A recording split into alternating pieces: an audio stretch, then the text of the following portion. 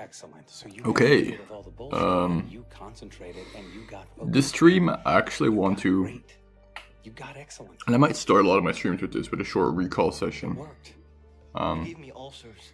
Mainly about this TA shit, but also And other shit I learned yesterday that I think I understood. You know that, right? Okay. You understand? So, what is the function of TA And leadership and in my strategy it fucking worked. and the effectiveness in meme coins? It So, hurt, you know? the reality is, And I think that flicked this switch in me where I was like, okay, the Fibonacci watch this.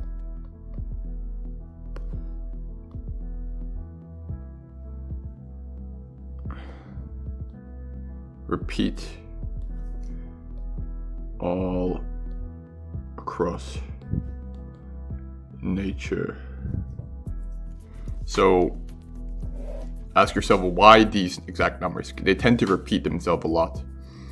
The ranges themselves seems to be the case that the most useful ones are 0.50, 0.786, and then 0.886 or something. Oh, forgot one, actually. And another one that's quite useful is 0.6 something. 6. I forgot. Okay, so they're supposed to. They show in a single move the retracement amounts. So, or a leg up, or move a section. I don't know what to call it. Like, if you have this chart, for example.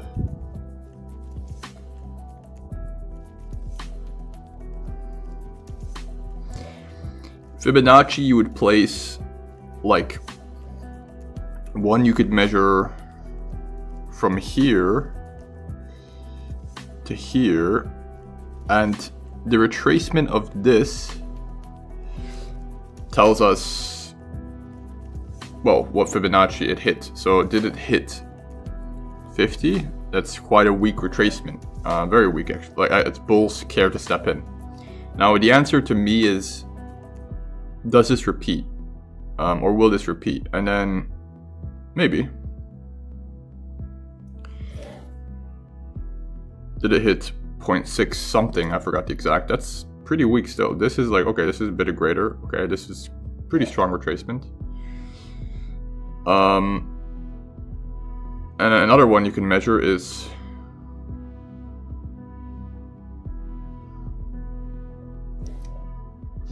from here to here, or no? Yeah, and then from here to here, you kind of want to pick the low, the pivot, the low pivot, I think you call it, low pivot. No. Low pivot and the high pivot. But then also, you have to keep in mind, when you look at these retracements, you can't just look at them isolated. You have to ask yourself how many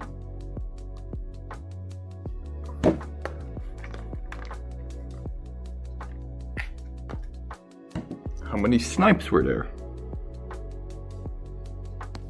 How many fresh walls are there? And the ratios between all of these. How many dormant walls are there?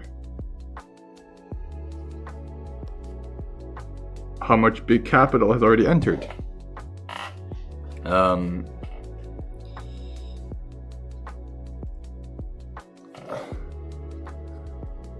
What actually does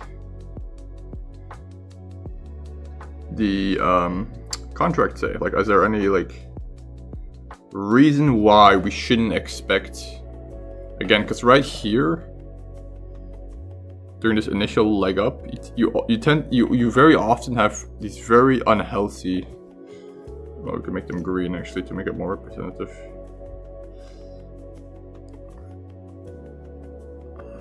Very unhealthy green candles. Now, what is unhealthy? To me, anywhere greater than 10 20x equals unhealthy.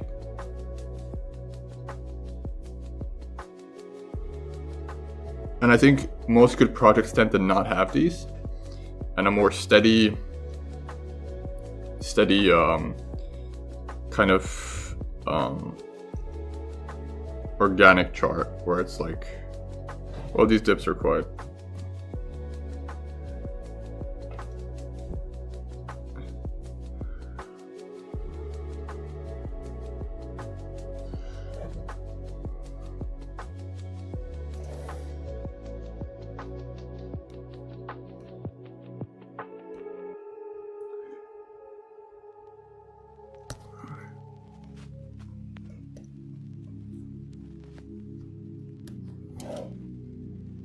Okay.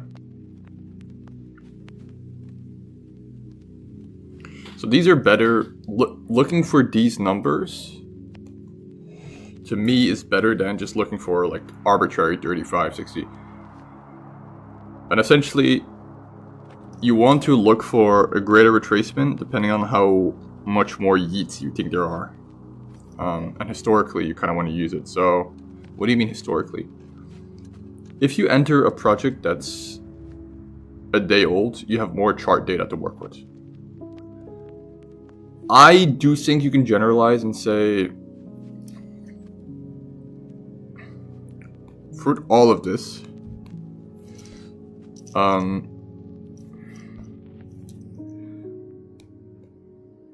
the older the project,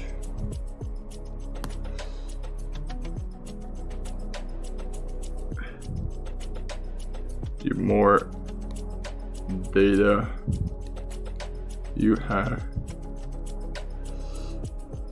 to work with. Now there's a trade-off.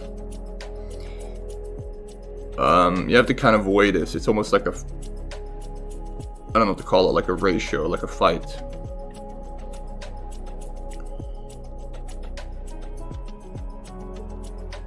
Oftentimes,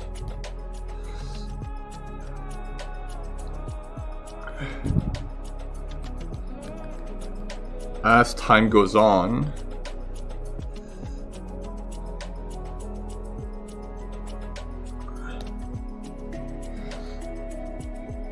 returns can for sure get worse. So we can say that more risk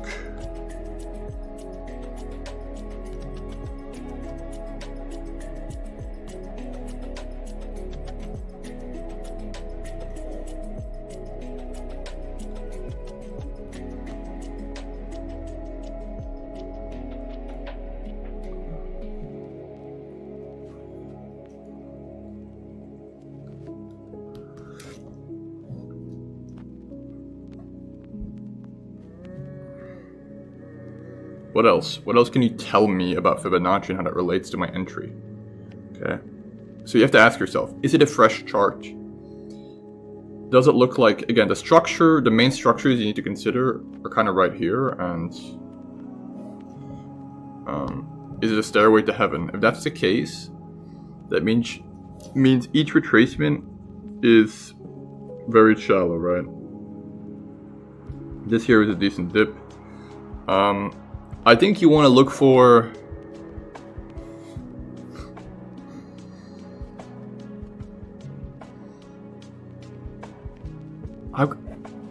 the question is how could you have predicted this dip?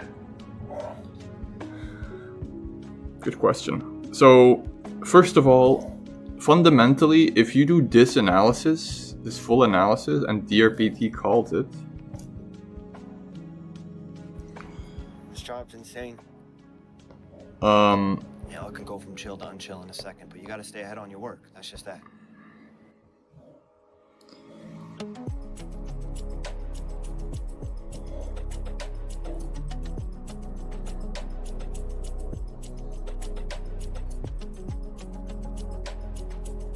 so I guess you look at historical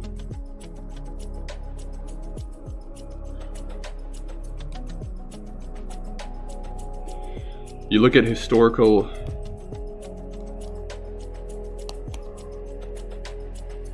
respect to fib,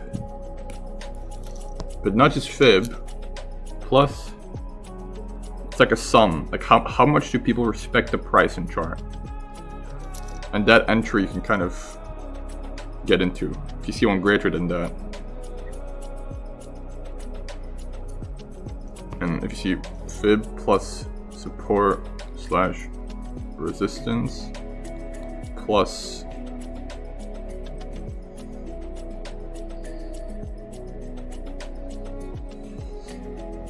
I guess certain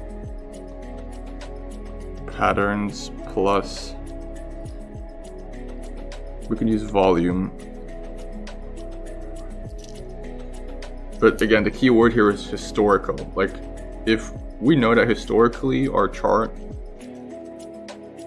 only drops to 0.5, and then all of a sudden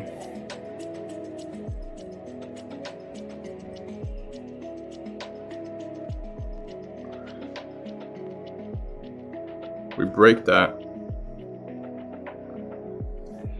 that means bulls weren't willing to step in here. It should have been here. That means that we lost, but that creates a new support potentially. You have to ask yourself, is there a support here? If we bounce off here, it's a double bottom, we could go much higher, but we could also just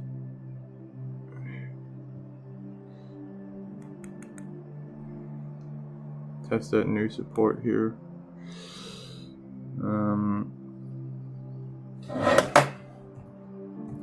I'm gonna bring in an example here.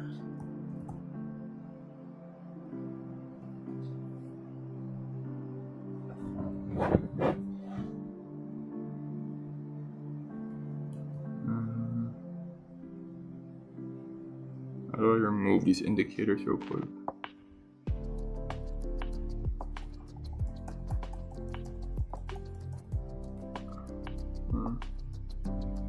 Hide. Remove. Remove. Remove.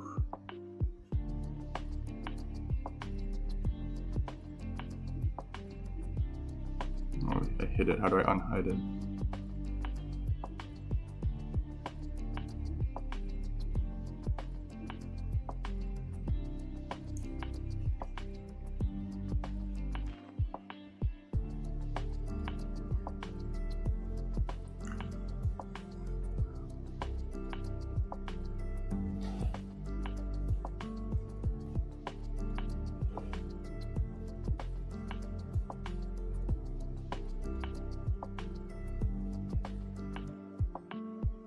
I like this example because it's a classic one.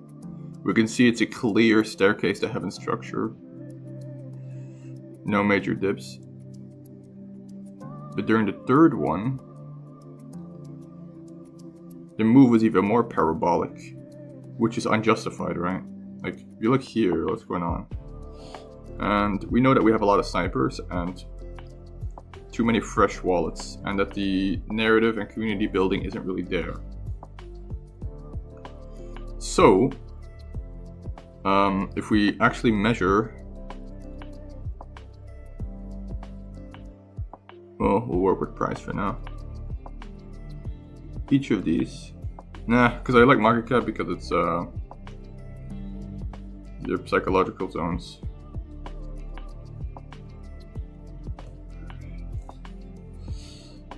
Okay.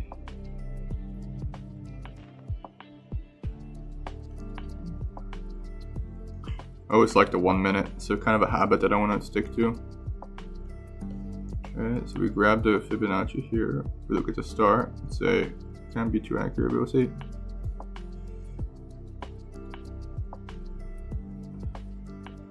our first major move down. This one,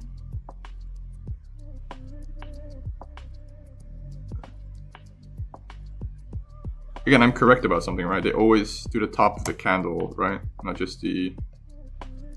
Hold on, gotta check something here.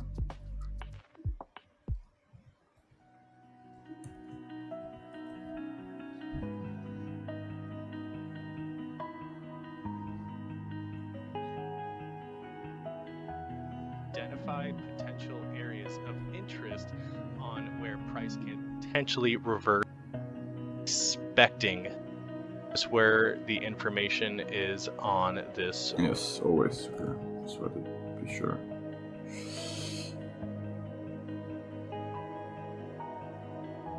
So here we did hit near, but then we go up again. We hit 50%.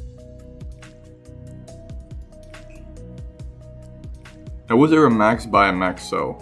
I think so, yeah. Well, let's position this here.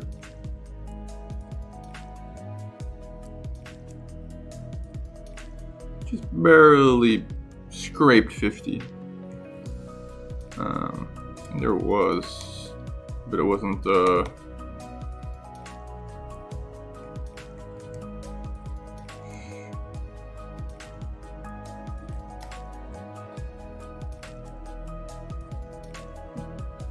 yeah, 2%. What does that help explain in our scenario here? Because if there's a max buy, it can help explain why. Aha! Max buy probably got disabled as well here. For sure it did, yeah.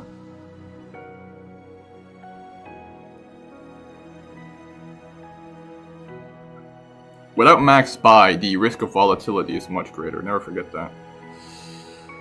And then here we look again. Always stick from here.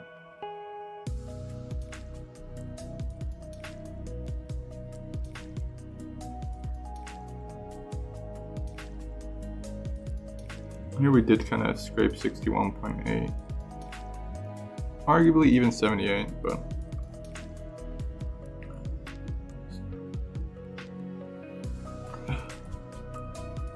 let's do this move up here. Start from here.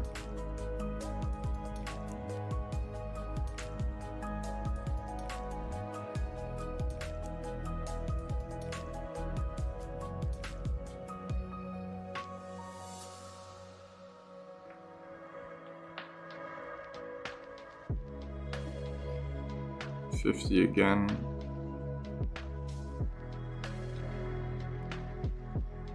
What does this tell us? How can we use this? So we know that the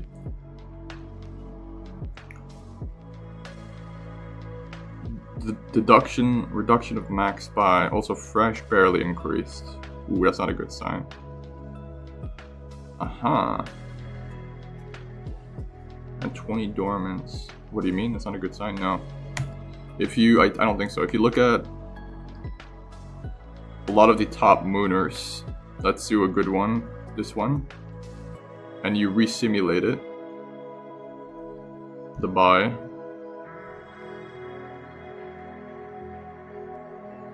I think there will be a big difference here, or should be.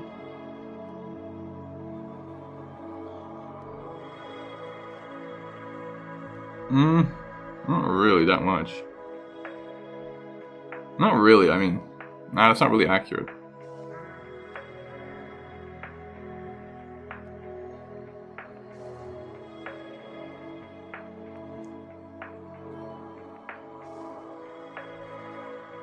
Same buyers, doesn't make any sense.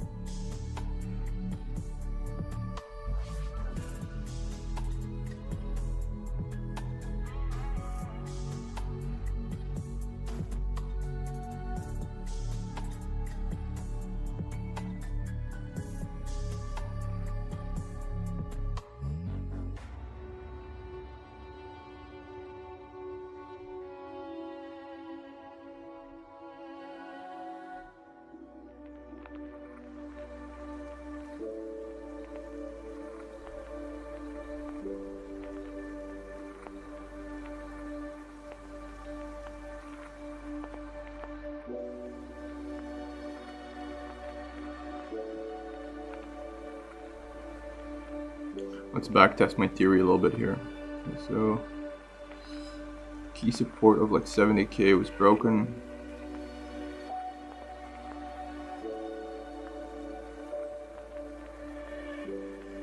I gotta change something. So they weren't one of these bullshit stars? Yeah. Yeah, I really do. You're gonna have to care about everything. More than anything.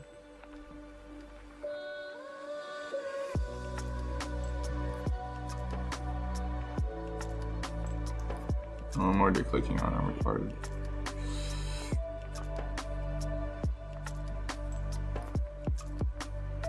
So what does this tell us? That means most of the volume, sell and buy, took place here.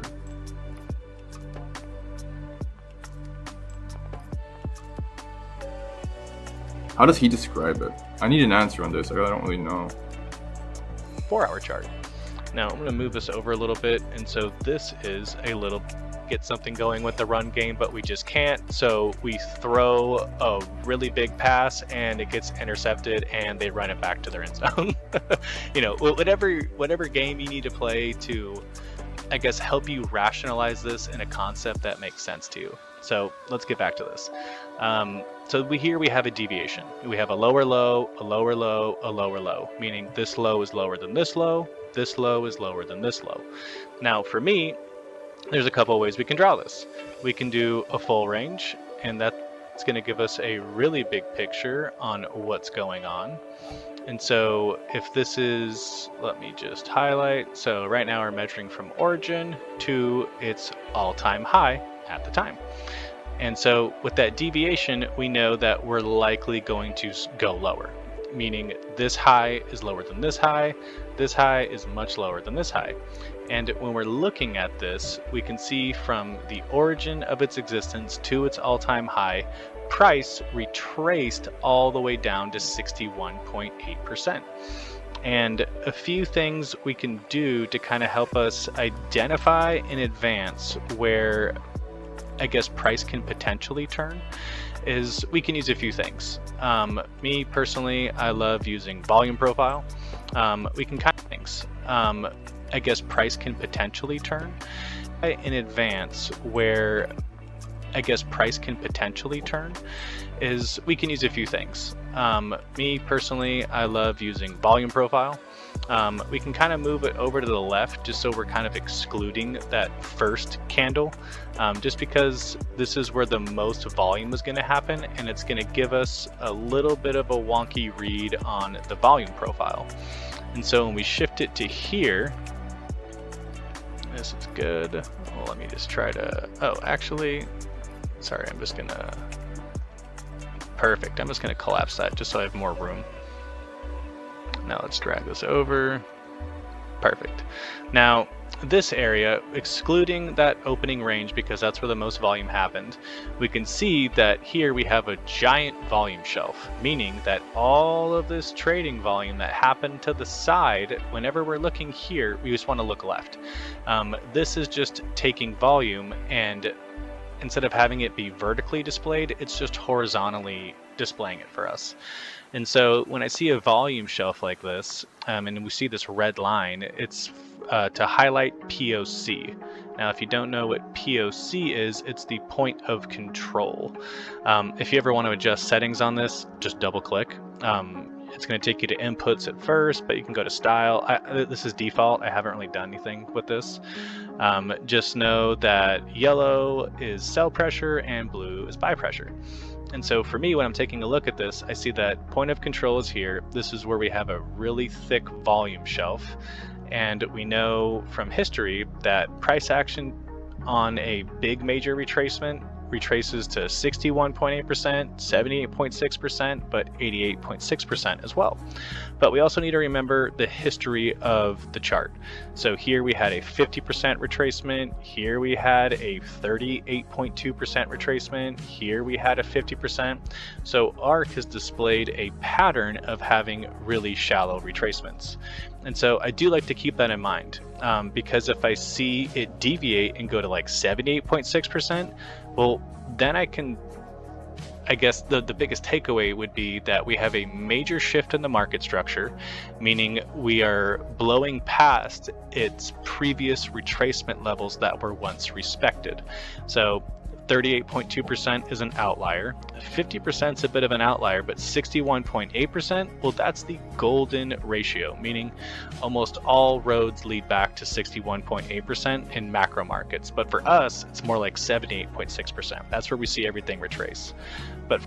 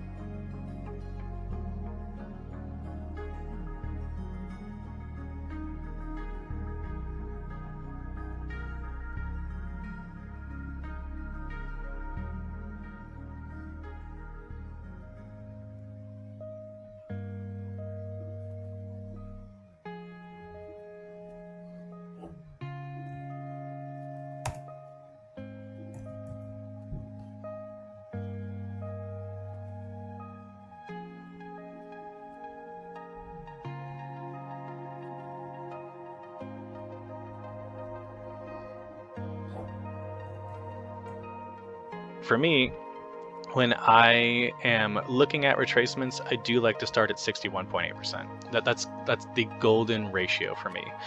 So here we can see that with this volume shelf and that we have little volume here, it's tiny. So there's a bit of an imbalance, meaning that price escaped from its zone so quickly that it didn't have a ton of time for orders to fill, in a normal setting. And so here we have an imbalance. When I was first looking at this chart, I kind of thought we might retrace down to the 78.6% zone, just because we have this massive gap in volume profile. But if we can hold above, or if we can test a volume shelf like this one I'm pointing at, then it's a really good indication of strength. And so it doesn't have to fill this imbalance. I would like it to. It just leads to a much healthier chart. But as we can see, it didn't really need to, looking at what happened afterwards. But for here, fibs are just a guideline on where we could potentially buy. And how we could spot that a reversal was happening on here is market structure. So when I'm taking a look at this, we can see that this is the low. Okay. I just lost it. Okay, there we go. And then we have a higher low. we have another higher low. So even though once price made, it's, let me just highlight this for all of you. So this was the low, this is the new high. It's still lower than this high. So we don't have a complete 100% guarantee that the market struck still lower than this high. So we don't have a complete 100% guarantee that the market structure has shifted yet, since we have not made a new high. What I'm going to do is get rid of this just because I want to eliminate some of the noise and just have you guys look at how I look at market structure. So if this is the low, then this is the target I know we can't lose. So if I was entering a trade here at like 61.8%, I could set a mental stop loss. Oh, that's kind of perfect.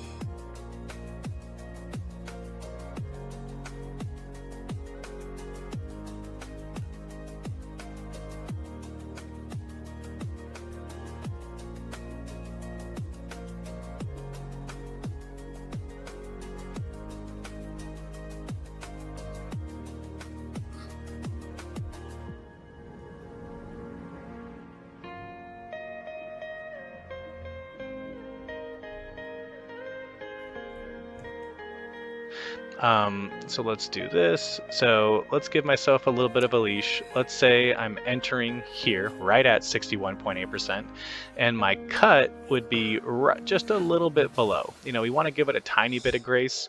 So right now, if I'm hovering over this, we can see that if I was entering this trade at this fib, I'm expecting price to at least come back to all-time high here, and if it doesn't, I'm cutting my loss at like 17%. And so at least when I'm entering this trade, I have a defined risk-reward ratio. I'm defining my risk, I'm defining where I'm wrong in the trade, and I'm also defining where I'm right. And so with this, we're risking about 17% to potentially make 50%. You know, and we don't have to sell everything here, but I'm just trying to, I guess, paint a picture and highlight how we can use fibs to enter a trade, how we could set a stop loss if we're wrong, or you can just not set your stop loss if you're being risky and you really believe in it. Then we can dive into, I guess I'll save another video for that just because I don't want this one to go on too long. I'm going to cut it at 30, I'm at 25. So here, this is just a way to set up a risk-reward ratio for entering a trade.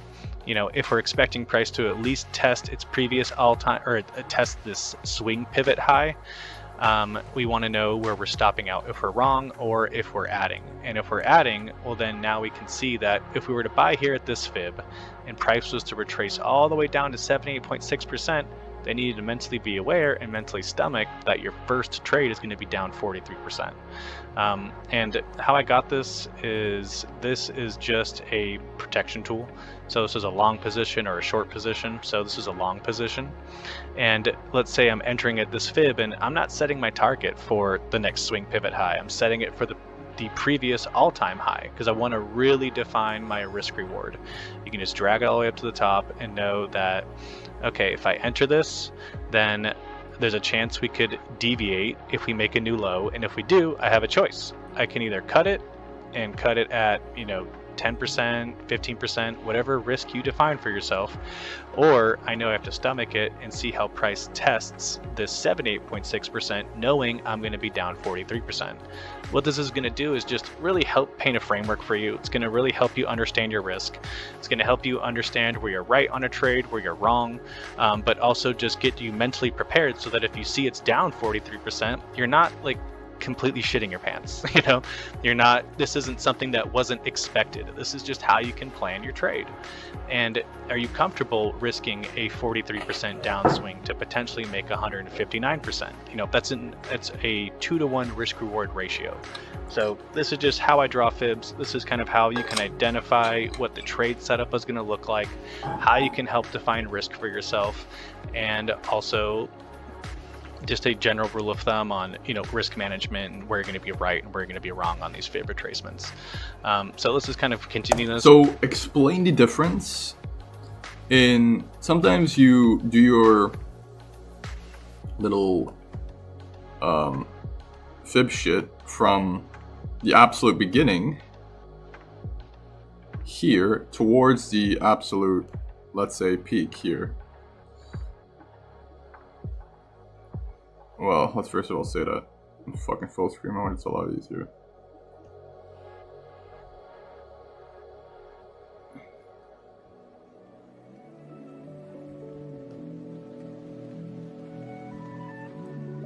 I think 1 or 5 minutes is fine for Warden. When do you do this versus... Because I can give you an idea of the entire market structure so far. How so? Because this zooms in and looks at relative to the high, the low and high, the two pivots, what was our retracement? This, let's remove all this. This here, go from our low, our lowest point, I don't know what it is, but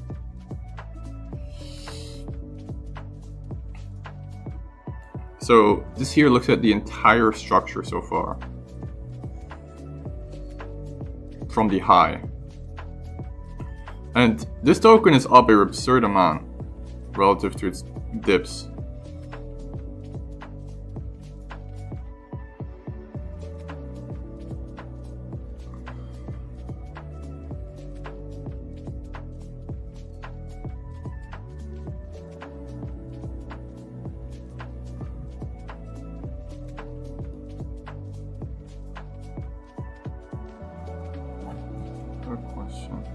So I can wrap this up. And so where we're going to price. And so when we're paying attention to it, this low, and that's going to give it, instead of having it, we have a lower low, a lower low, a lower low, meaning this low is lower than this low is lower than this low. Now for me, there's a couple of ways we can draw this. We can do a full range, and that's going to give us a really big picture on what's going on. And so if this is, let me just highlight. So right now we're measuring from origin to its all-time high at the time. And so with that deviation... At the time, of course. Well.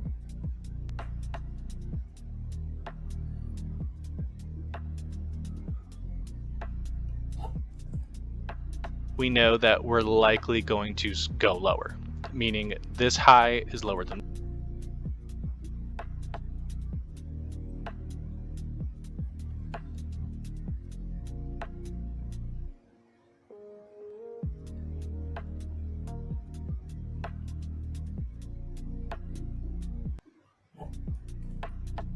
this high is much lower than this high. And when we're looking at this, we can see from the origin of its existence to its all-time high, price retraced all the way down to 61.8%.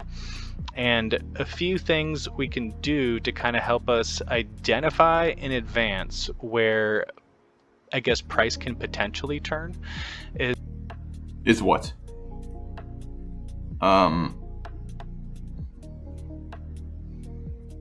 Well, a good one is the volume bar shit. Why is it called volume bar shit? Why? Because this shows essentially where most of the volume happens. This is a point of interest, I think it's called. But depends on where it is, you know, like... Wait, what? I'm confused.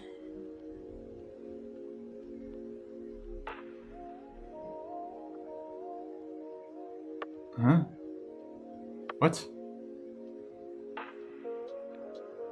Did I misunderstand it then? Why when I zoom out it changed? What? Am I retarded or what?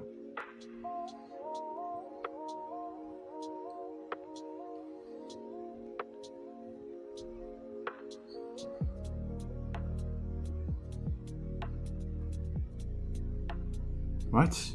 I don't think I fully understand the volume profile visible range.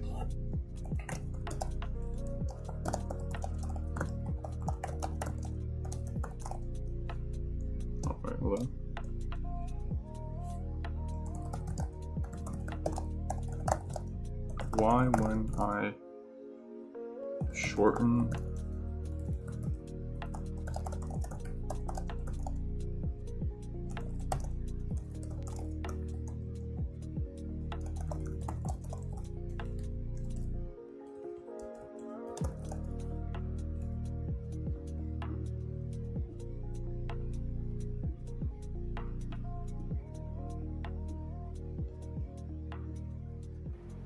I won't make a mistake again. because I'm not looking at the chart? Yeah, you will.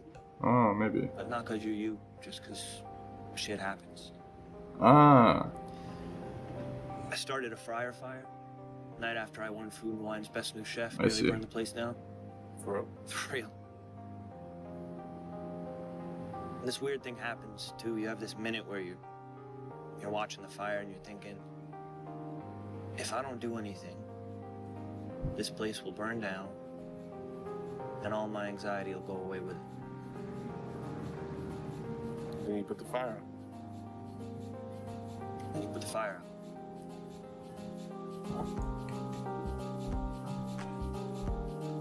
I look at.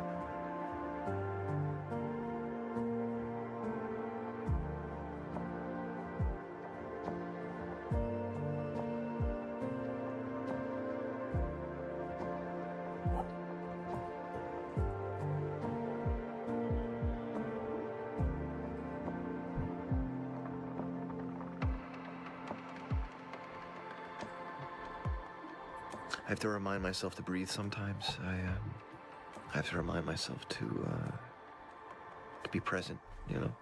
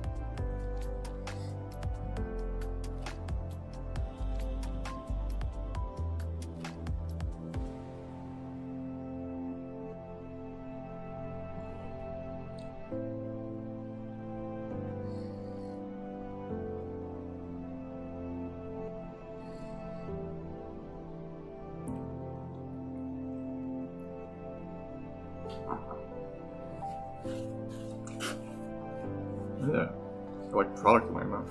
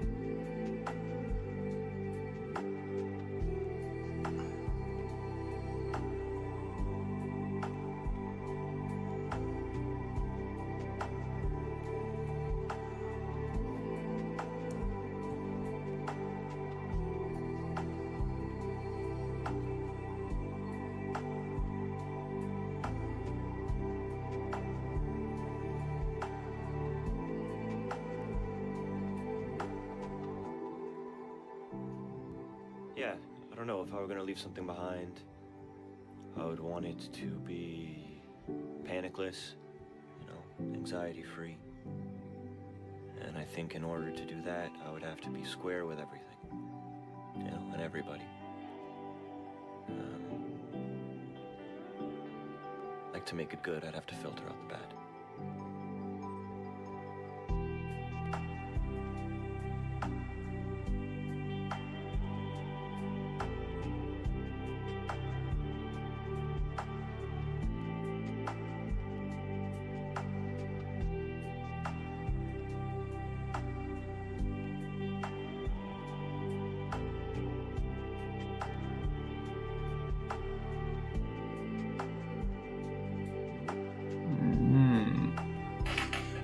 The max buy is never completely reduced. Like 32% max buy, which includes max sell, I guess? Or either way, that's too much. Confirm.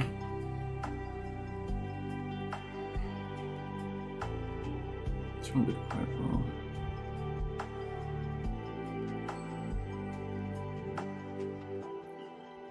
Snaps to minus.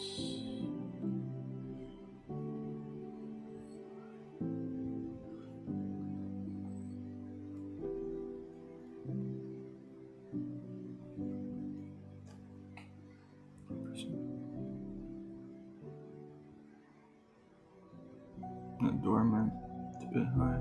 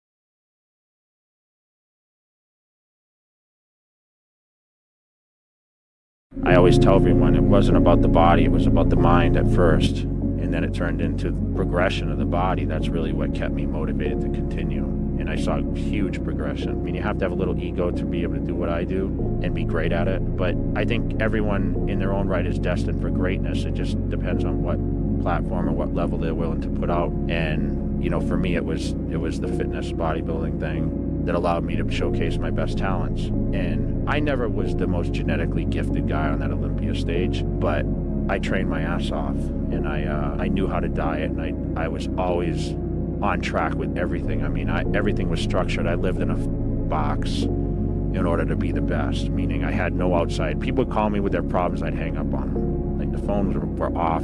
Don't bother me with negative shit. And I just went at it. I think I tortured myself.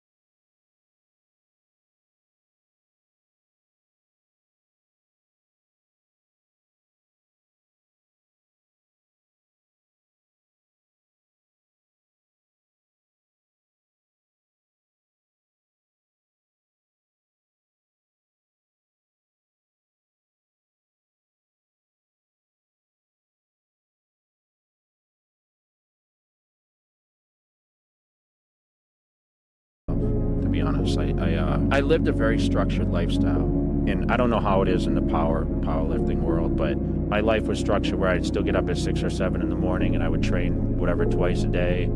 I'd be in bed at 9 or 10 o'clock, and then the day would start the next day. So I treated it with a solid routine. You know, I followed the diet regimens, like I said. We want to do projects that are inspiring and that make people excited about the future. Life's got to be about more than just... Was she a good player? No, not too good. The women are really very good players. I mean, I guess I could give every one of them a night and still win easily. Even the world champion, Russian woman, Bucharest. They're all nice, easily. Why is it? You want to make bad chess players? Oh, they're terrible chess players.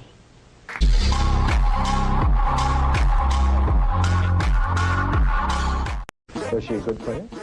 No, not too good. The women are really very good players. I mean, I guess I could give every one of them a night and still win easily.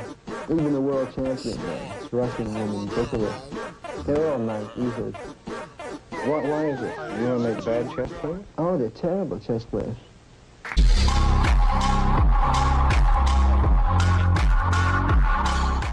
Was she a good player? No, not too good. The women are really very good players. I mean, I guess I could give every one of them a night and still win easily. Even the world champion, Russian woman, Bucharest. They're all nice, easily. Why is it? You want to make bad chess players? Oh, they're terrible chess players.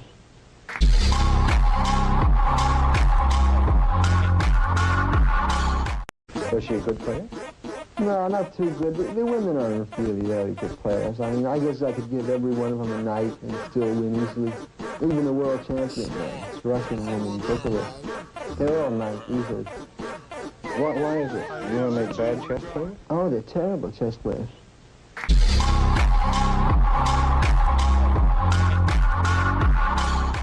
Was she a good player? No, not too good. The women are really very good players. I mean, I guess I could give every one of them a night and still win easily. Even the world champion, Russian woman, Bucharest. They're all nice, easily. Why is it? You want to make bad chess players? Oh, they're terrible chess players.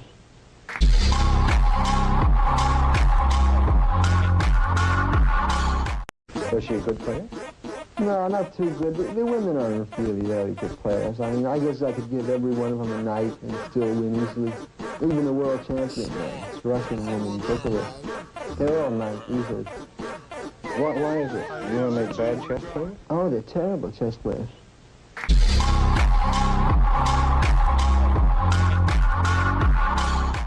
Was she a good player? No, not too good. The women are really very good players. I mean, I guess I could give every one of them a night and still win easily. Even the world champion, Russian woman, Bucharest. They're all nice, easily. Why is it? You want to make bad chess players? Oh, they're terrible chess players.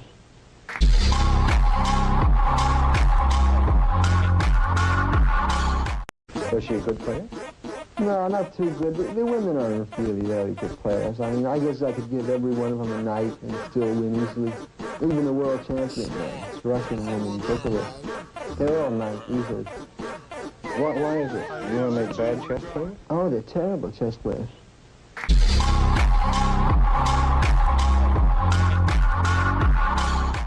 Was she a good player?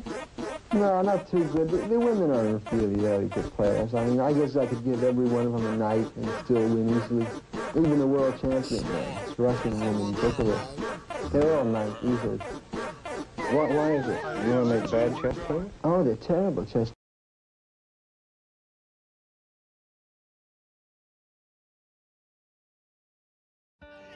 Chef. Chef. Oh, hey, how you doing? Why are you such a fucking asshole? You're welcome. I'm welcome? For what? You were an okay chef when you started with me. And you left an excellent... Chef. Chef. Oh, hey, how you doing? Hey. Why are you such a fucking asshole? You're welcome. I'm welcome? For what? You were an okay chef when you started with me. And you left an excellent chef. So you're welcome. My life stopped. That's the point, right? That's the point? You wanted to be great. You wanted to be excellent. So you got rid of all the bullshit and you concentrated and you got focused and you got great.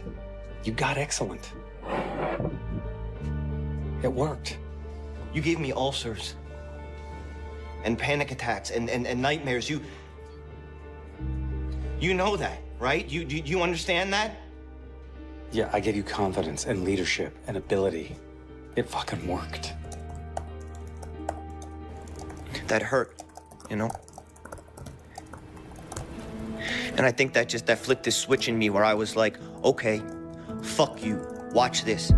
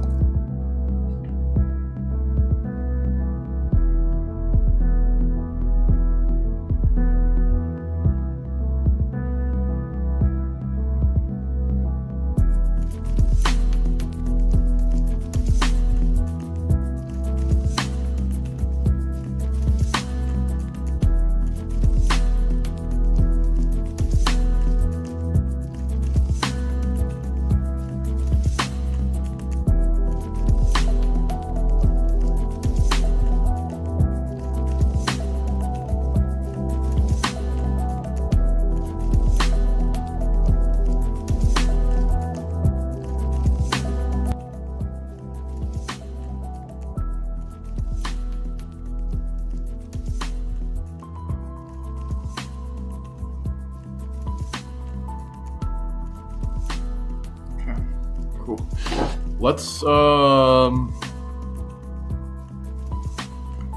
do some more reps of technical analysis so I can backtest and get used to analyzing charts. Just on random charts? Yeah, on ease. Or we'll say random mooners in the last day, so there's more transferability.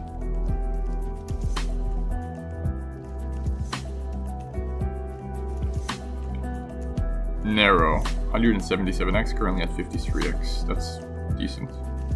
Like the ratio is like, these ones died, so you know you have to look for, there's some red flags potentially if they die like that. This one is still holding up very well.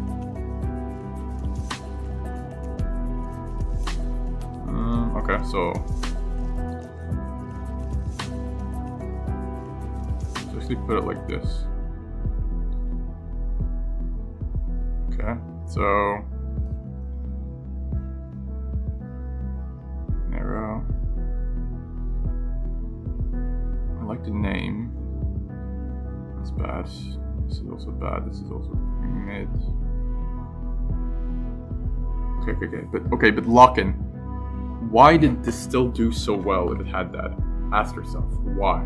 What could you have caught it with a query? Suspicious functions less than 6.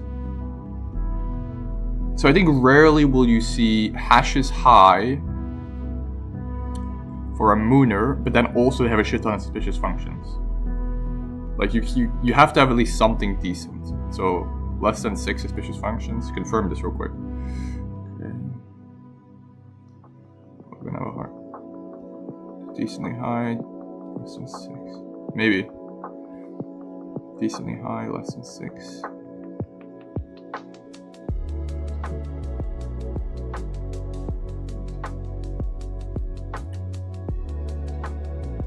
Maybe it's the opposite actually. No, decently high, less than 6.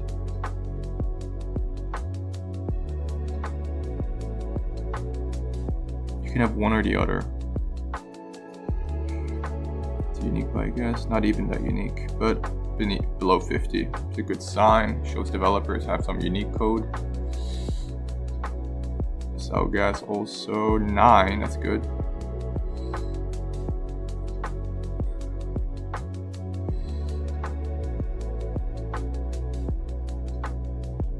Nice wallet size and max transactions route. That's good. Remove limits. That's good as well. Is it?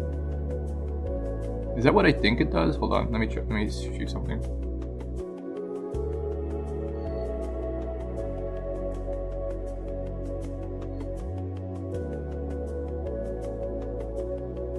Remove limit. Hold on, I need to check something.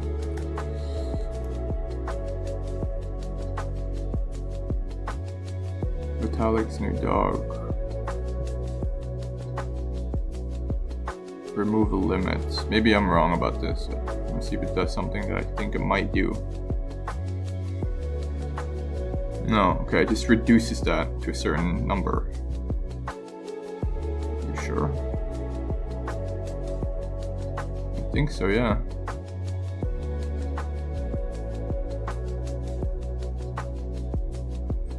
Doge Treasury. Remove the limit. Remove limits.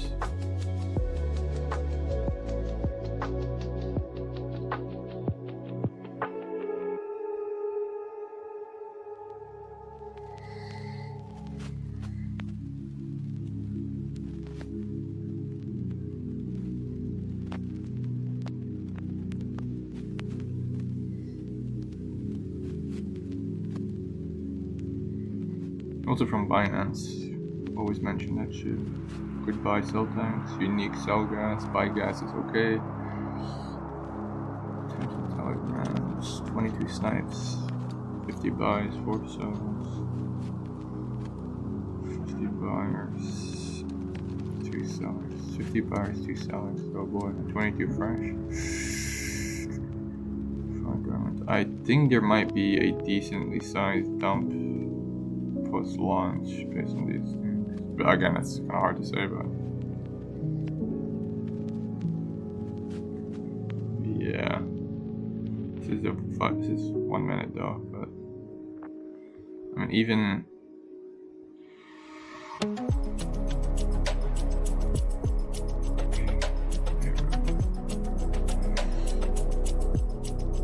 the original.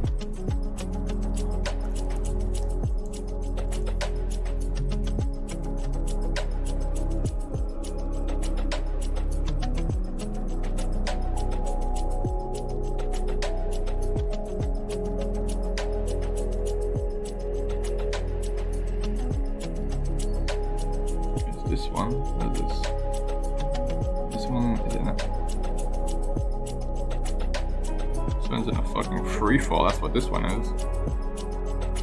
Okay, so if this is the one, like,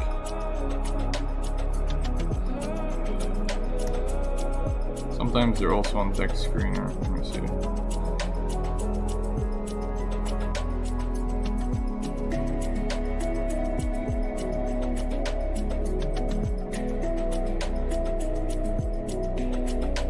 So it's something that, when did it come out?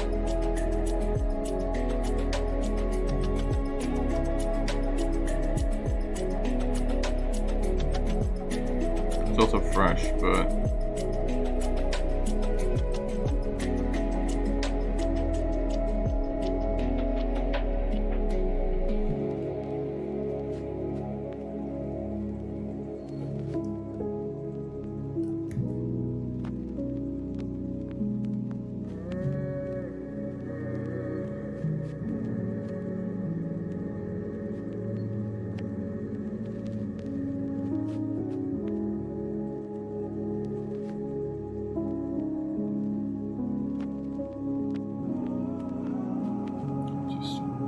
who's this?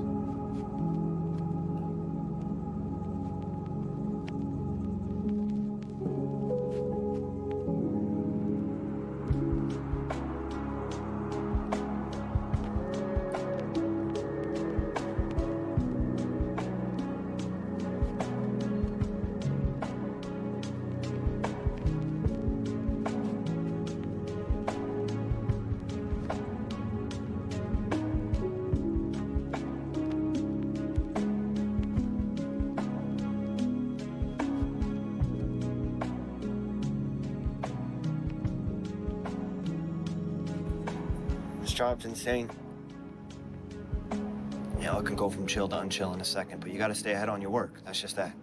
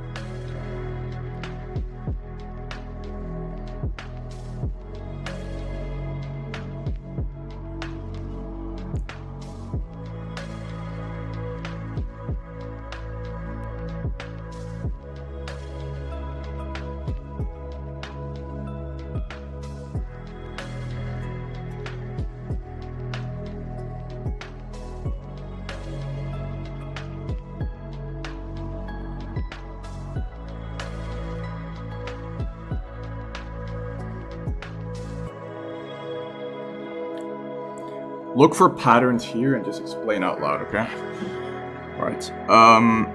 So this is sus as fuck because it has an absurd amount of fresh to buyers ratio. It doesn't make any sense, and the dormant even is just too high.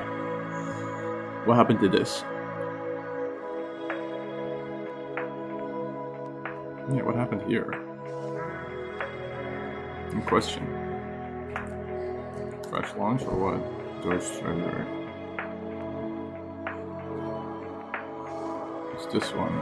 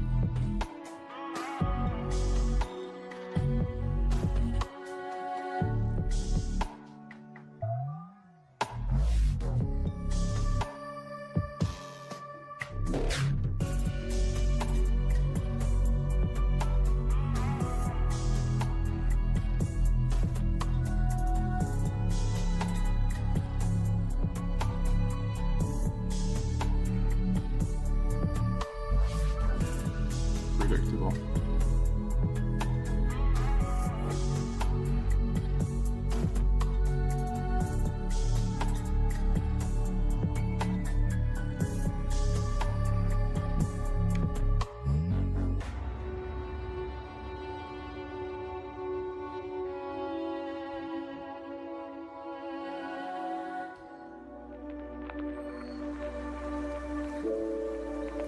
I think the answer is there's always something fishy when you have no fresh, no dormant, a lot of buyers, and even worse when the fresh ratio just doesn't improve. Like one fresh or 418 buyers. That's like a 0.000 like fucking percent. That's dog shit. Now the buy and sell gas also wasn't unique, so that's already not a good sign. These ratios are terrible. There's no unique functions. Really want one of these bullshit stars? No centralized funding. Yeah. So essentially, there's not a single... Yeah, I really do. What about the narrative? You're gonna have to care about everything. Pump layers for AI agents. Deploy AI agents. Yeah.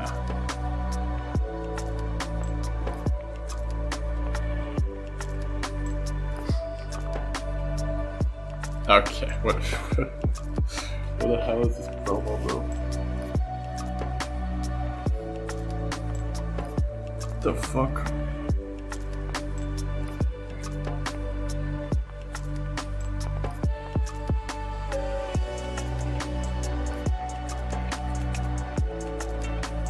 It was never about to burn. Brutal. 0.2 is actually a bit on the lower side as well. What? I don't think that's really a thing factor here. No, I think if you have abnormally low, it's not really abnormally low though, I guess. Like what? It's the most random take you've given so far.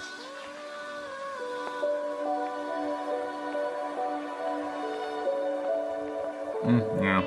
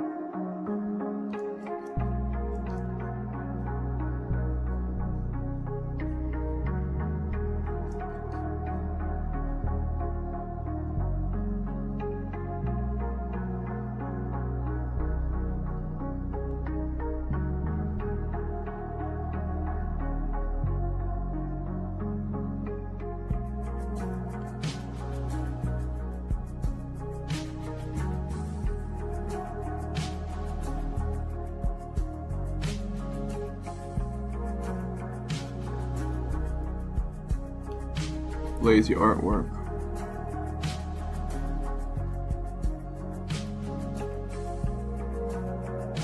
Mid websites. What is this?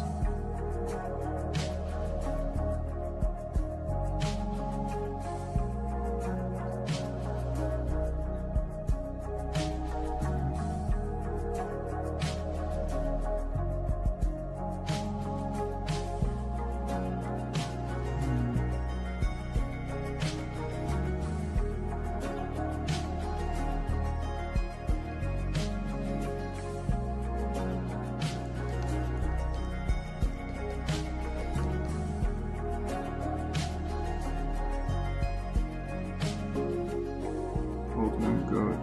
Old man goat.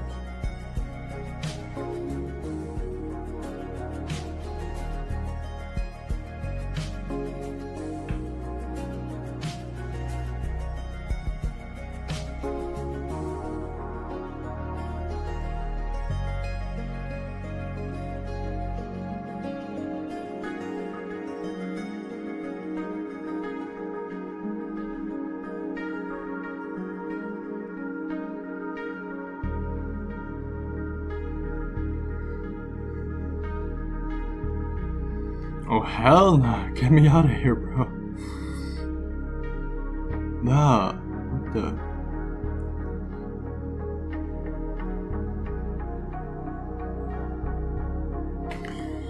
Largely one guy. The rest seems to be not team, but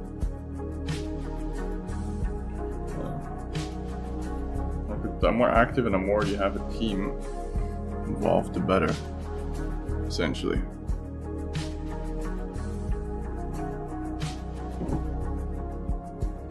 Right. So yeah, I would say this failed because number one, it had too many snipers to fresh, to right? Too many snipers and fresh even. Fresh not really, but the problem is, I think the answer is when these coincide. Hold on. I do like using this tool sometimes. I'm gonna add it back. When these coincide,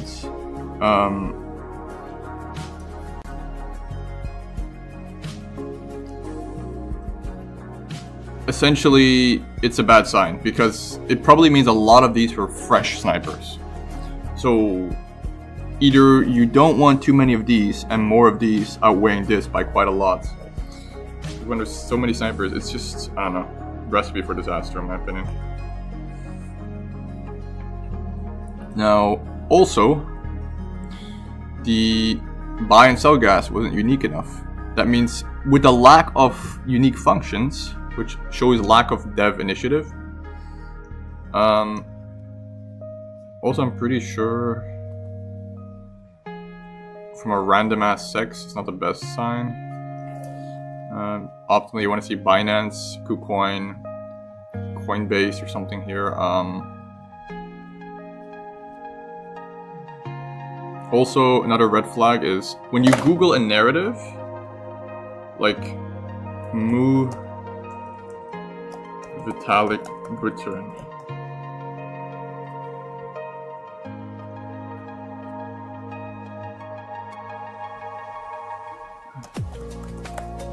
Okay, this is one of the bad examples. There you go. Like, if you have to dig for a narrative, like, it's not really a good sign because there's probably not much virality. Because I think it tends to be the case that when you have a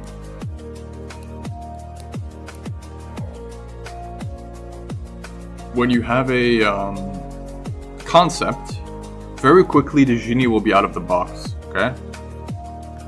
And the hive mind that is the internet will latch on very quickly. So naturally, I think it should have been spread across the algorithms enough such that it's not that hard to find if it's a good narrative.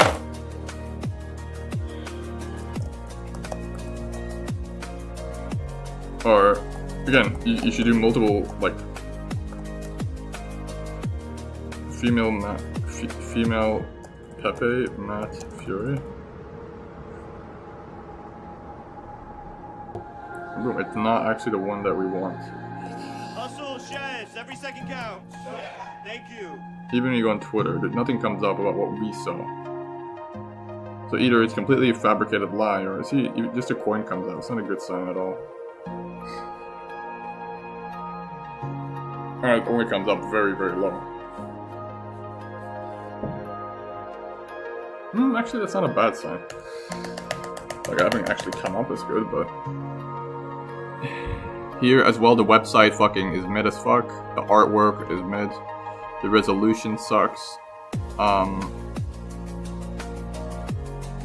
Talk to me about art and resolution and how that relates to devs to delivering. So, the problem here is I have seen the opposite happen as well. So, let's take a look at the top ones here.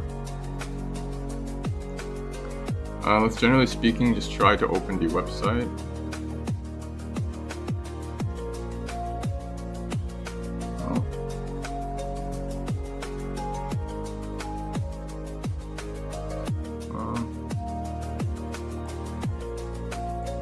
Jesus Christ.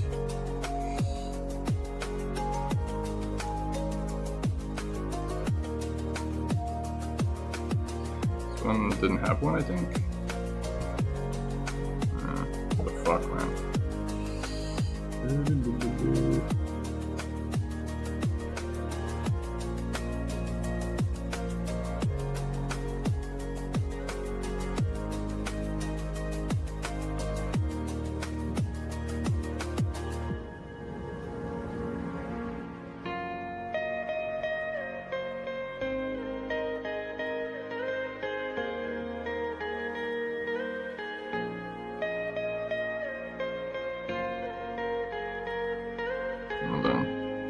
I'm not really doing this much of a service. No, but that means that they considered that. This looks retarded, man. Is it that bad? I mean, yeah. Looks already a bit better like this, but... It's not the worst website, I will say, but...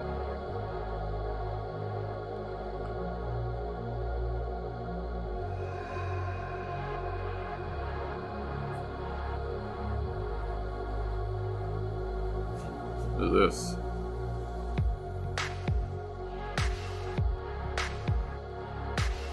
So it has a cute animal, it has controversy, and it has a key figure. Boom. Fucking close to $1 million mark, 700k market cap. Incredible.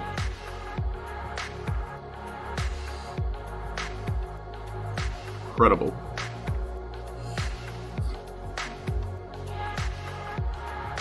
Willing to bet as well if I check the Telegram, maybe. Go back to the beginning.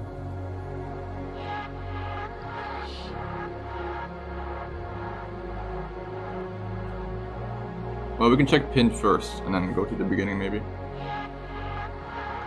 Greetings. Greetings. Doge. Greetings. Greetings. Greetings. Greetings, Doge.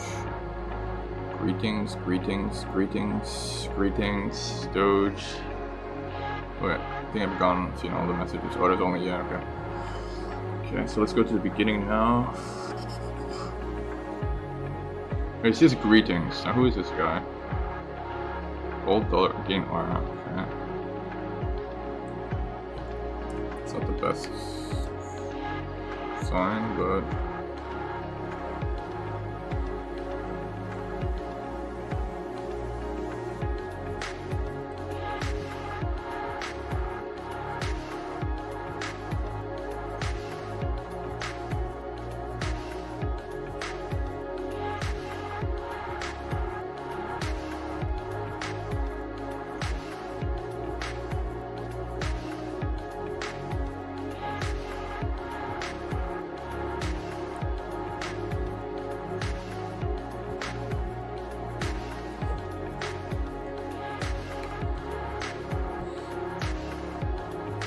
very strong narrative.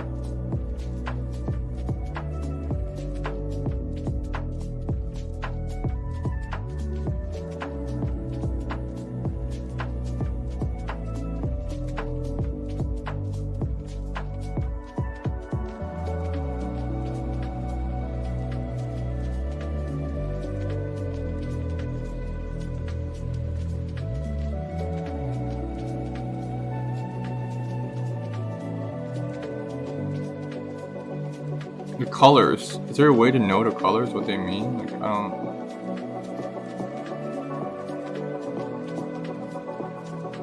Look for unique colors. I mean...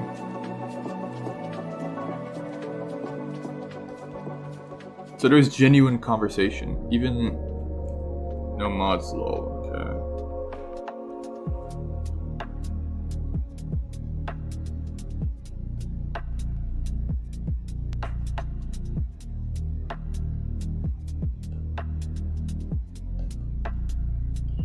At least some real people talking, having conversations, a good sign, for sure.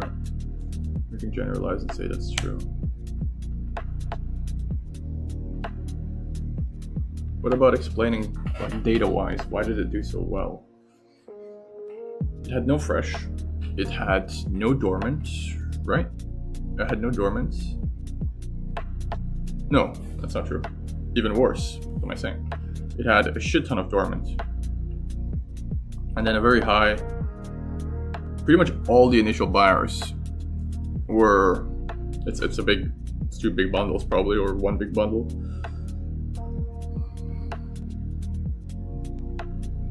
Again, it's one of those cases where narrative beats token DNA, and the hashes are still good. It has good amount of rare functions, the gas is unique. Dev looks okay.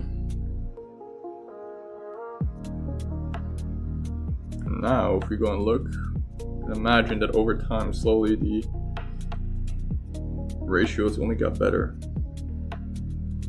Yep, 42 fresh now, 155 dormant. That dormant ratio is kind of nuts.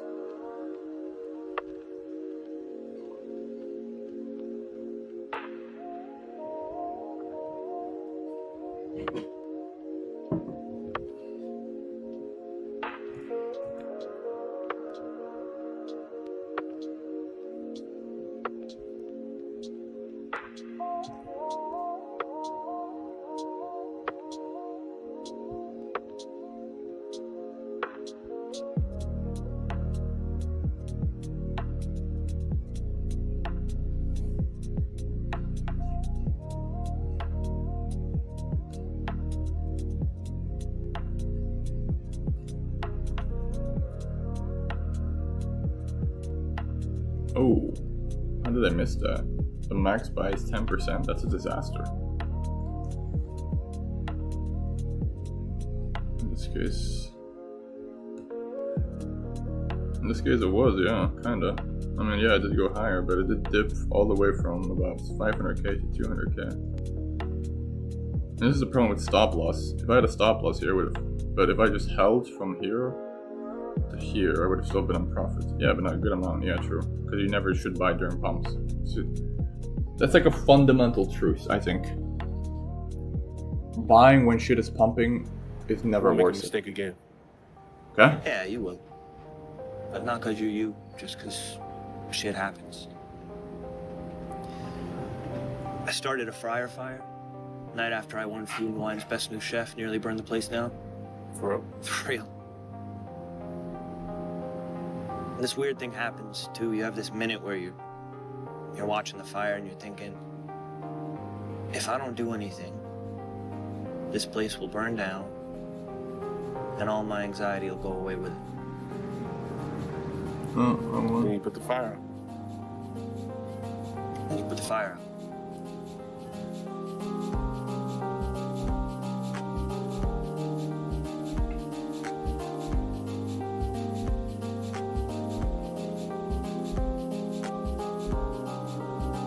Unhealthy, you know.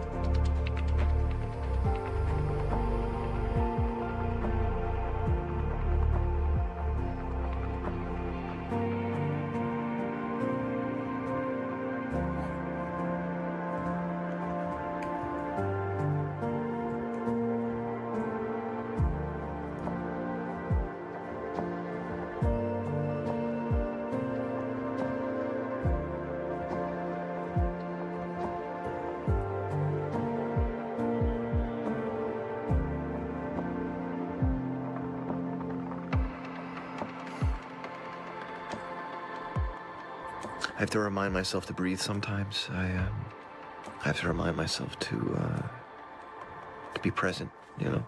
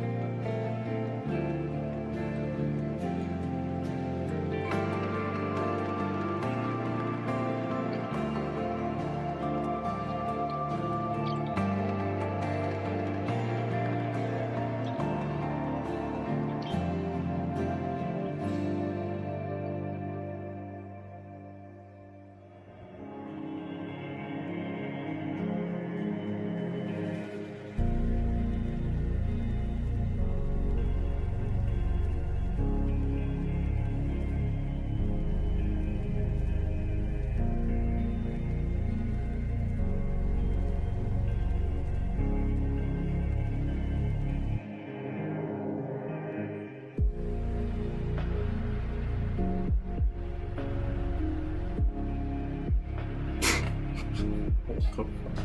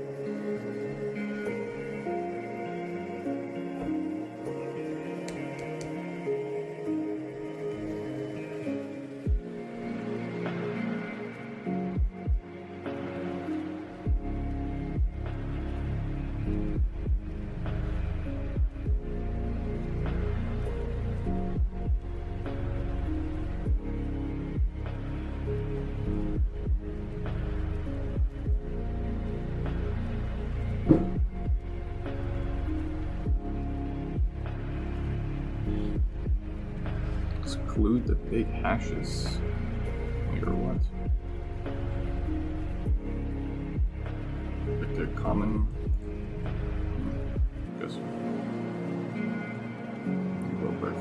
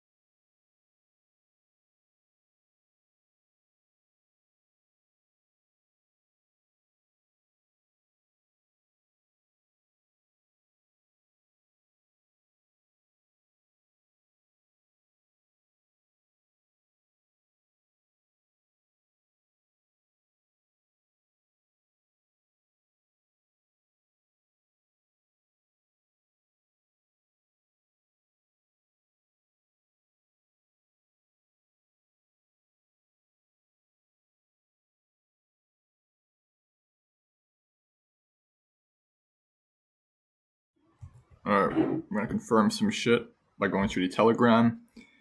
Yeah, we know that, like, of course, anytime we talk about clog, we look at the amount of tax, and we consider clog percentage is essentially contracts that had a high tax, and at launch especially just farmed a bunch of that into the contract itself. So it gets stuck in a contract. It's a farm, essentially, tax farm.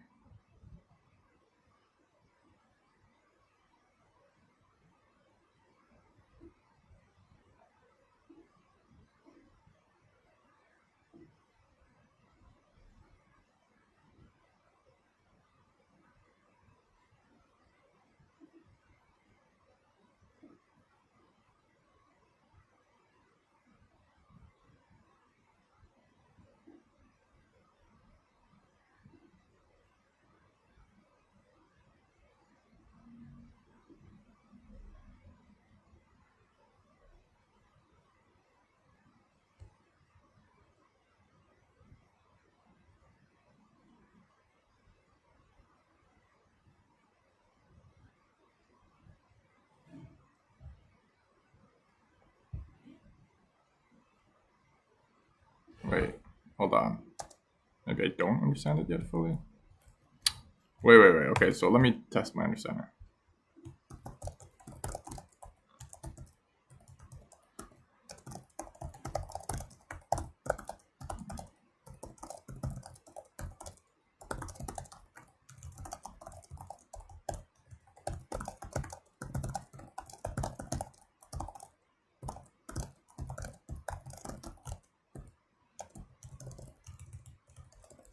No, it doesn't make sense, my definition.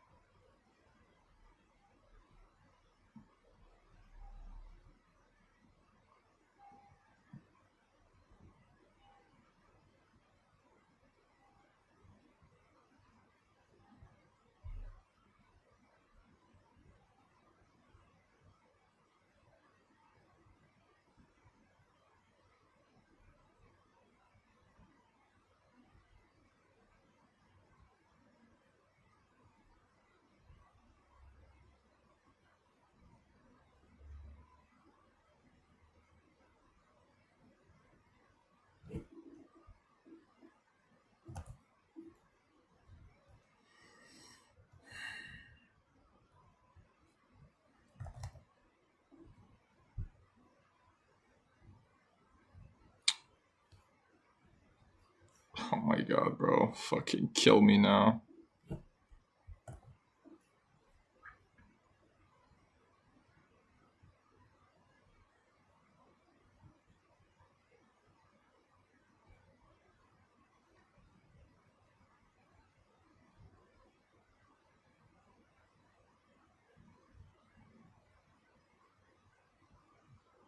Aha, okay. It's a real... Okay. Jesus Christ.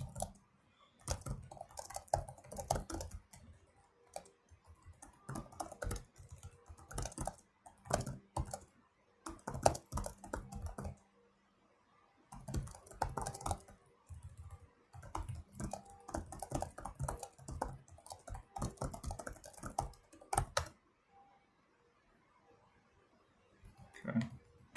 That makes sense.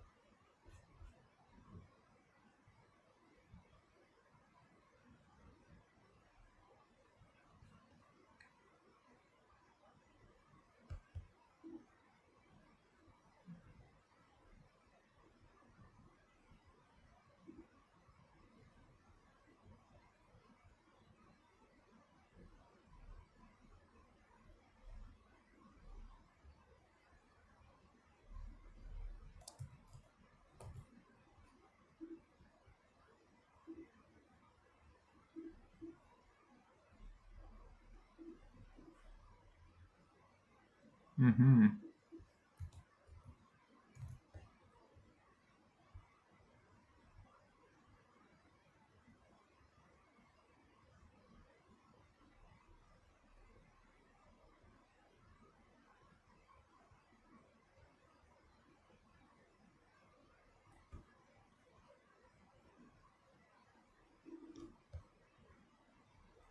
That's the thing. Devs can always hide shady code within legit functions. So, and if you're not a code god, detecting these is rough. But you can detect stuff in the person that can kind of.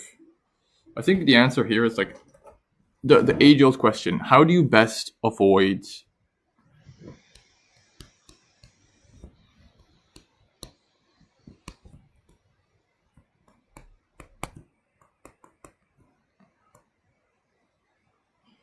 shady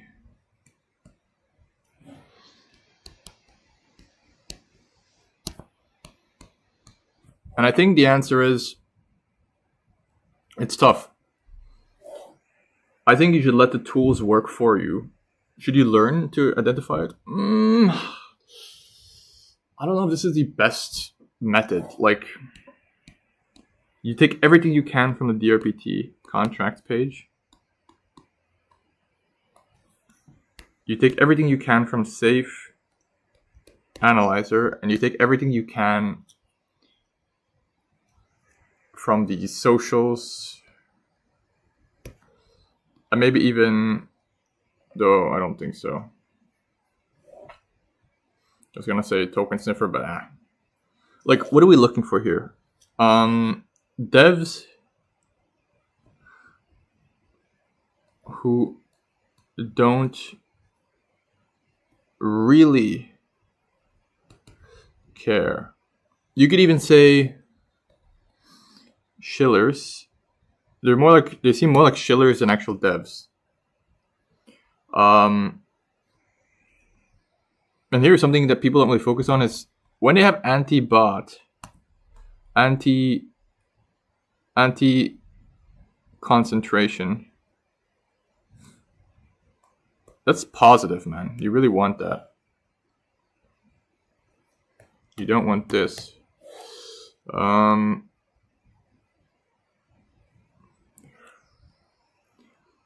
Also, I guess a good way as well is identify DRPT rugs recently. And then you can try extract any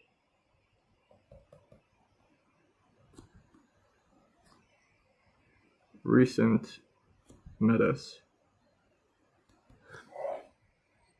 I don't know of a deep contract analysis if you're not like a developer and looking to get. I don't even know if it's the best use of your time, to be completely honest. I think you're much better off getting really good at analyzing these, and then your odds will get really good either way. You could even look at the chart as a identifier. You can tell a project is a scam just from looking at a chart. Well, yeah. Any absurd candles that don't look, like fucking 10,000% candle. Charts that look like a fucking volume bot manifesto. Dead charts.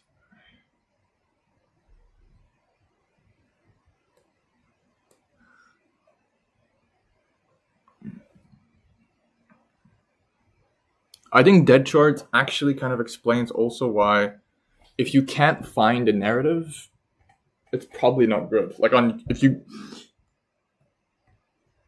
the narrative itself, when you Google it,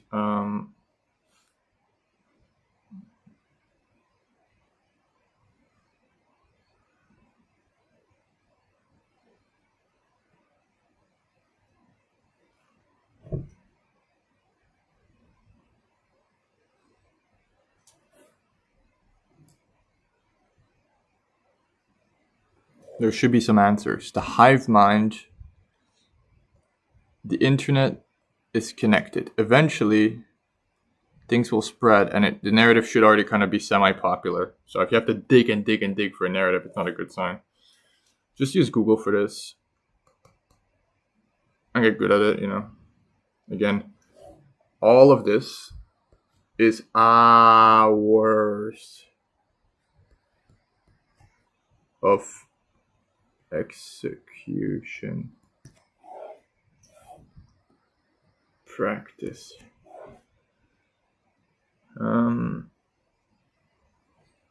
But yeah, again, like I said here, usually I think you should work off the base assumption that usually when the rug is not obvious, your project will have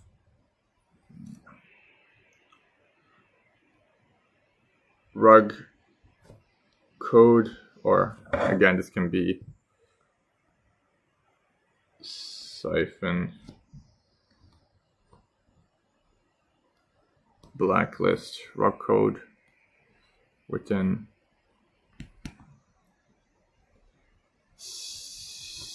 seemingly legit functions.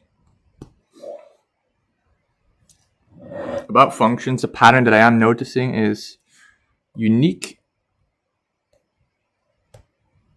equals good. So equals rare equals unknown. Like, of course it depends, like if that's already like related to like REST also checks out.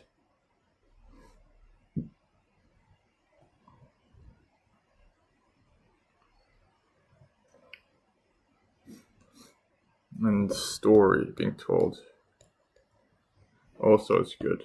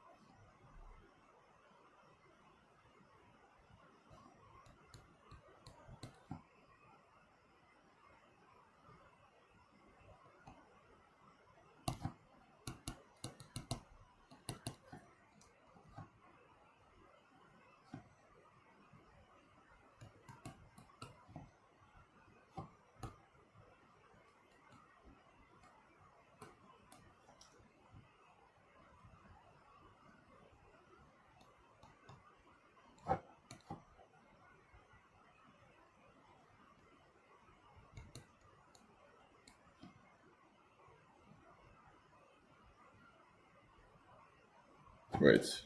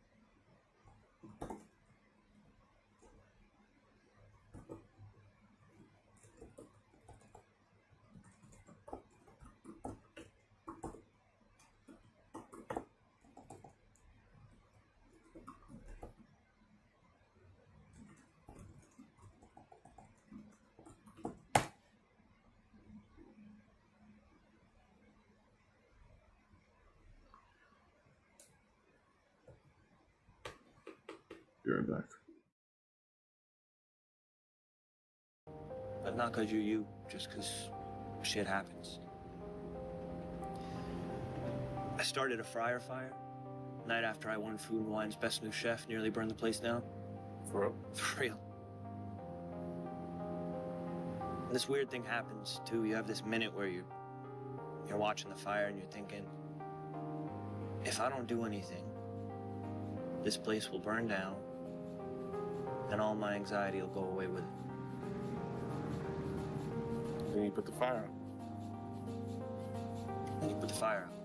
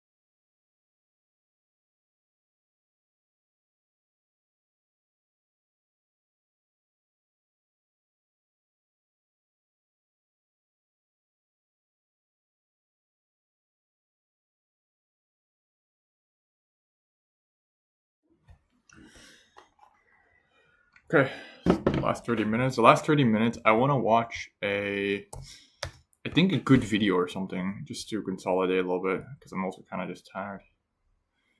I might watch this video again that I watched before.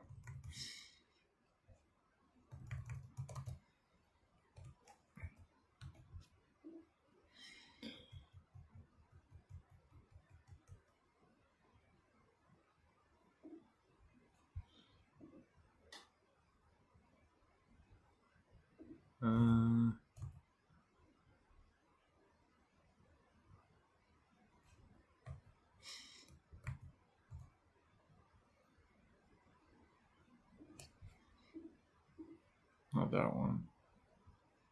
This one. It's been a while.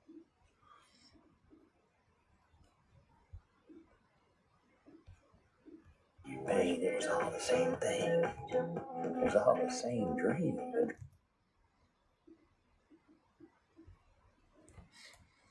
I'm here to talk about the meme coin supercycle, why it's happening, and why it will continue. So, the meme coin supercycle is not just a prediction about the future. It's already happening. If you look at the year-to-date performance of all the major crypto categories, they're a mixed bag with a lot of disappointments and a lot of underperforming tokens. But if you look at the bottom right of the screen, you will see that meme coins in particular are dominating in terms of outperformance right now. Old memes are doing well, and new memes are doing particularly amazing. The era of all crypto assets moving up in unison is over. We're all going to make it is dead. This is a natural step in the evolution of the space. If you look at the first 3 pages of CoinMarketCap, you will see that only 43 tokens have outperformed Bitcoin year to date. And does any category stand out? You will see that 13 out of the top 20 are meme coins. So why is the meme coin cycle happening? There's reasons internal to the space and reasons external to the space. So first of all, there's a massive overproduction of tokens, right? There's 600,000 new tokens being launched in 2024, and this was just as of April. And there's over 5,500 tokens being launched per day. They're extremely inflated altcoin valuations at centralized exchange listing time, right? Let's ignore the software for a moment. Founders get zero cost basis on the token. VCs and angels get to buy a large percentage of the token cheaply. And then centralized exchanges, market makers, Twitter KOLs, Twitter TH artists, Telegram callers, YouTubers, they all get either token supply or dollars in order to talk about the token, right? And ultimately, retail is the exit liquidity for this. When you're launching at $10 billion valuations, retail is the exit liquidity that ultimately gets dumped on. What does he mean when he says exit liquidity? He means liquidity is related to a pool or an order book. We need someone to take the hit for us when we talk about selling. We need liquidity to sell. And when normies buy into something, okay, let's talk with decentralized exchanges first. If you buy into something, you're giving your assets to the liquidity pool. And essentially what happens from there is you pray that no one else sells. Why? Because that will increase the ratio of token A in the pool, which will lower the price, which fucks up your bag. And the size of the liquidity pool shrinks with each sell. How? Because the price of the token shrinks. And the size of the pool shrinks, I guess. Well, not the shrink. When you buy a token, ETH gets added. Now, ETH is stable, it's safe. And the price of the token also increases because there's less of the token. Bitcoin price appreciation has been relegated to the private rounds. This is what you typically see in tier 1 VC-backed infrastructure tokens this year. All of the FDV grows. It happens in the shadows. It happens in the private markets. By the time something gets listed, it gets listed at 5, 10, $15 billion valuations. So retail does not get to benefit from this at all. So they deliberately, I believe, list altcoins at extremely high initial valuations so that even after the initial negative 90%, which is inevitable, the seed investors are still up 100x while retail mistakenly think that it's a discounted bargain. All of the 2024 launches on Binance are literally down only. Every single one except two. One of them is WIF, which is barely up since listing, and the other is Jupiter, which is obviously meme coin trading. This is kind of the intuitive idea as well. Anything that goes on Binance it's been recycled so many times. To go to the front of Binance, it has to be milked so hard and used up and so popularized that any upside is like fucked. Infrastructure, like that in and of itself should be sending a signal here. GameFi, just as a sample category, not looking particularly great either. There's very few non-speculative dApps that have been hits in this industry, and we've had smart contracts for 10 years. So if you look at Uniswap, Pump Fund, Polymarket, FantasyTop, Jupiter, Phantom, DYDX, GMX, Hyperliquid, Rollbit, Shuffle, Blur, Tensor, Solana, and big parts of DeFi, literally all of this, and these are probably the highest PMF products in crypto history, right? They're all either directly related to or dependent on speculation. 99% of altcoins don't justify their valuations, and they often say that it's the regulations, which is the main reason why they don't revenue share, but it's not in their interest to do so, because there are many projects that literally make $500 in fees per day while trading at $5 to $10 billion valuations, right? And goes without saying that these infra tokens aren't going to become monetary stores of value either. So if these tokens make it easy to be valued in Microsoft Excel by investment banker types, then it will be obvious to everybody that they're 100x overvalued. They need the narrative. They need the mimetic premium to support their overvalued market caps. And the crypto token markets don't seem to value revenue over hype either.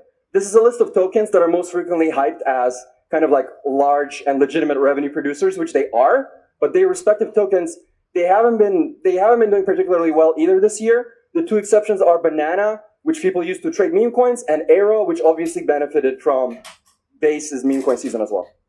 So revenue creates a floor, but it also creates a ceiling. And this is probably the most important. Binance research themselves have pointed that there are $155 billion worth of unlocks coming in the next 5 years. That is a huge headwind to anything technological.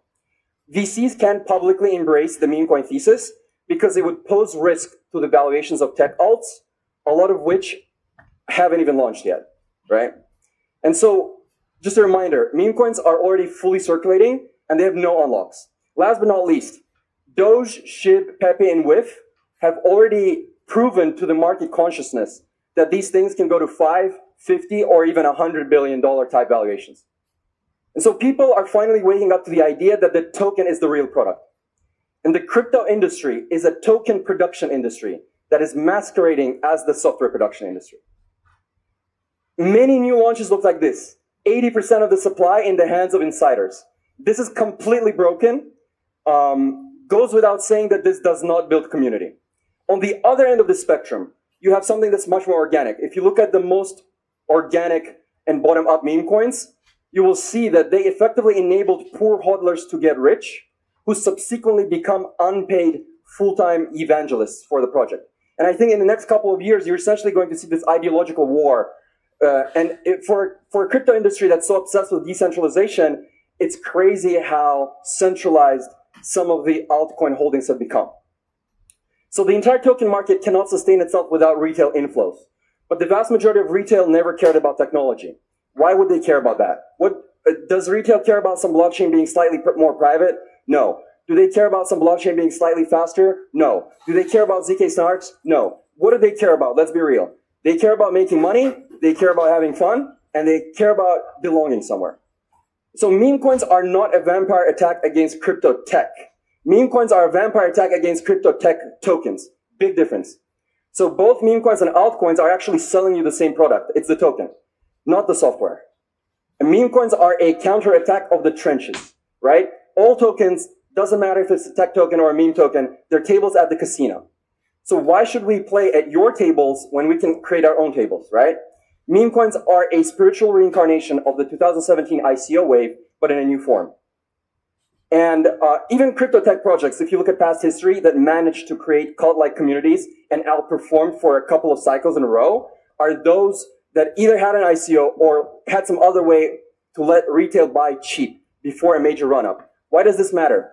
Because when you're trading attention, a relentless community is the secret sauce that you need to look for. And if you don't enable poor people to get rich, then you have no community. And in my opinion, airdrops don't build community either. So there's also external reasons for all this. Even from 4 years ago, the world is changing, the world outside of crypto. Inflation is going rampant, money supply is growing fast, the prices of everyday goods are skyrocketing. AI is going to be coming for your jobs. Not even STEM degrees or computer science degrees are a safe way out anymore. Wealth and income inequality are as high as they've ever been, and the situation outside of the developed world is even worse. Accelerating loneliness, accelerating sexlessness, accelerating mental health issues, all of these are going up. The amount of time spent online obviously growing year by year.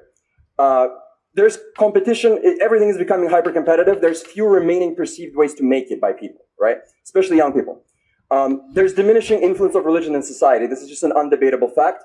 And last but not least, all of this is essentially a crisis of meaning. And I believe that all of the above is bullish crypto. It's especially bullish meme coins, and it's especially bullish cult meme coins. Last but not least, stories create trends, right? For trends to emerge, there need to be stories that are percolating across the industry and the world at large about people making large gains in a particular new category. Without naming any names, we've already seen 4 or 5 of these with Pepe. We've seen 4 or 5 of these with Bonk. We've seen 4 or 5 of these with WIF this cycle, right? And all of the phantom wallet screenshots that you see of people finally making it, they don't come from utility alts. They don't come from tech alts. They come from memes. And this is why momentum is important. If you study past cycles, because of momentum and reflexivity, the things that outperform in the first half of the cycle is the same thing that outperforms in the second half of the cycle. Again, meme coins are the outperformance thus far. We've seen this with Ethereum. It pumped in 2016. It pumped twice more in 2017. Verge, pumped in 2016, pumped twice more in 2017. Solana, pumped in 2020, pumped twice more in 2021.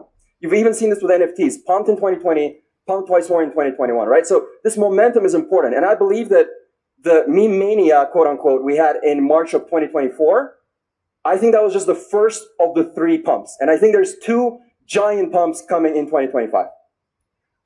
So if you look at the top 20 new memes, it's only 8 billion. That just all of the new memes are still cheaper than a single VC-backed vaporware, right? So altcoins are 800 billion. Unlocks are 155 billion. Memes overall are 40 billion. I don't think Doge and SHIB matter anymore. The new stuff is 8 billion. That is unbelievably cheap. And money, especially retail money, it naturally wants to pump something that is easiest to pump. And that is going to be the new memes. Every cycle, the crypto asset category that outperforms the most is the one that is new, weird, and misunderstood. And parabolas are much more likely to occur in assets that are difficult to value. So not having a revenue is actually an advantage. With each cycle, the main altcoin narrative is becoming crazier. My theory is that this is a byproduct of inflationary pressures on society and its collective mental and hormonal well-being. So anxiety essentially pushes the swarm further down the risk curve. And you're seeing this with the main topics that are essentially in vogue with each cycle, right? Here's what you need to understand. Every single altcoin out there is actually working on 3 products. They're working on the software, they're working on the community, and they're working on the token. Meme coins are working on 2 products, the community and the token. People do not need technology or even a promise of future dividends to purchase a crypto coin. All they need is to like it and to see people talking about it. Any of you who are on crypto Twitter, I'm sure you understand which topic is being discussed the most right now. On utility. A lot of VCs and thought leaders are gaslighting you into believing that meme coins don't have any utility at all. I strongly disagree. And I believe that the best meme coins actually have more utility than almost all tech alts. What do they offer? Having fun, loneliness reduction, identity, hope provisioning, friendships, being a part of cutting-edge culture, sense of belonging, a guild in the MMORPG that is crypto, experience of teamwork, greater sense of participation. They are what DAOs were supposed to be. Relatability, emotional connection, mission and meaning, entertainment and being happy, charity, collective artistic expression, collective imagined reality, storytelling and lore building. And it's just hilarious to think about even the possibility of getting rich off of memes. So it kind of becomes a reflexive self-fulfilling prophecy. And all of this is before we discuss the